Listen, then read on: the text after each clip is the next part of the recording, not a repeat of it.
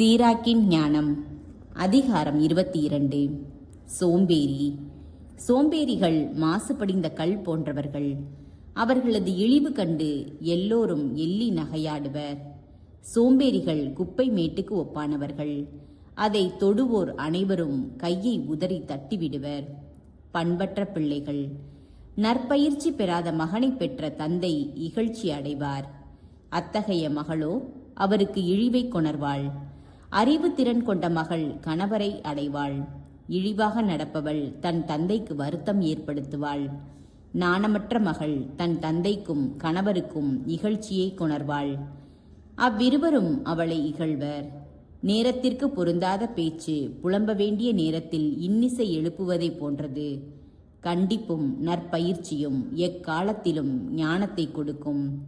நல்வாழ்க்கை வாழ பயிற்றுவிக்க பெற்ற மக்கள் தங்கள் பெற்றோரின் இழிபிறப்பை மறைத்து விடுகிறார்கள்.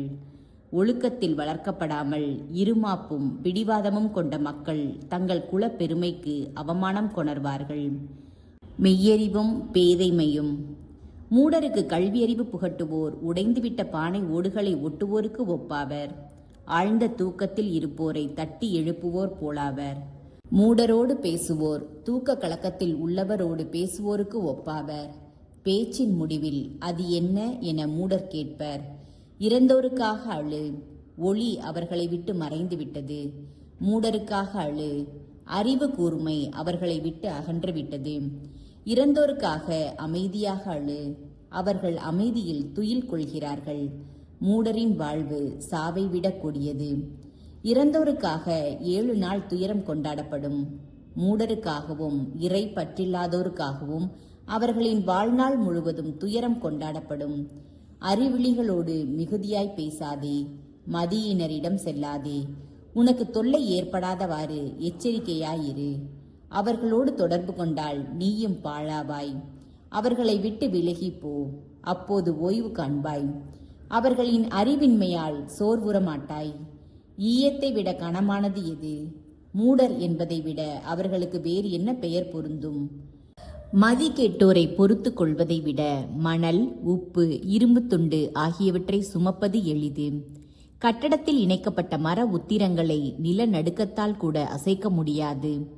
ஆழ்ந்த சிந்தனையில் முதிர்ச்சி பெற்ற உள்ளம் கொண்டவர்கள் எந்த குழப்பத்திலும் தளர்ச்சியுற மாட்டார்கள். அறிவு கூர்மை கொண்ட சிந்தனையில் அமைந்த உள்ளம் சுவரை அழகு செய்யும் பூச்சு போன்றது. உயர்ந்த இடத்தில் அமைக்கப்பெற்ற வேலி காற்றை எதிர்த்து நிற்காது. மூடத்தனமான எண்ணங்கள் கொண்ட கோழை உள்ளம் எவ்வகை அச்சுறுத்தல்களையும் எதிர்த்து நிற்காது. நட்பு. கண்ணை குத்திக் கொள்வோர் கண்ணீரை வரவழைக்கின்றனர். உள்ளத்தை குத்திக் கொள்வோர் உணர்ச்சிகளை வெளிக்காட்டுகின்றனர். பறவைகள் மீது கல்லெறிவோர் அவற்றை அச்சுறுத்தி ஓட வைக்கின்றனர். நண்பர்களை பழிப்போர் நட்பை முறித்து விடுகின்றனர்.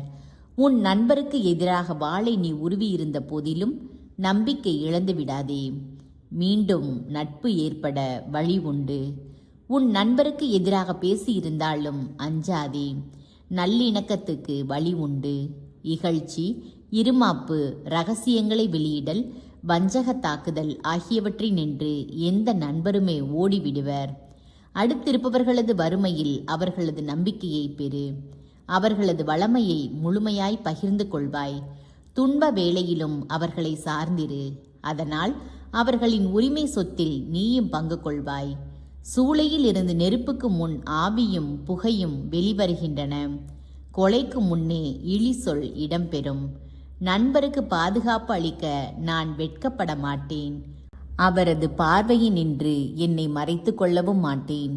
அவர்களால் எனக்கு தீங்கு நேர்ந்தால் அதை கேள்வியுறுவோர் அனைவரும் அவர்களிடம் எச்சரிக்கையாயிருப்பர். பாவத்தில் விழாதிருக்க மன்றாட்டு. நான் வீழ்ச்சியுறாதிருக்கவும் என் நாவே என்னை அழிக்காதிருக்கவும் என் வாயை காவல் செய்பவர் யார்? என் உதடுகளை நுண்ணறிவு என்னும் முத்திரையிட்டு மூடுபவர் யார்?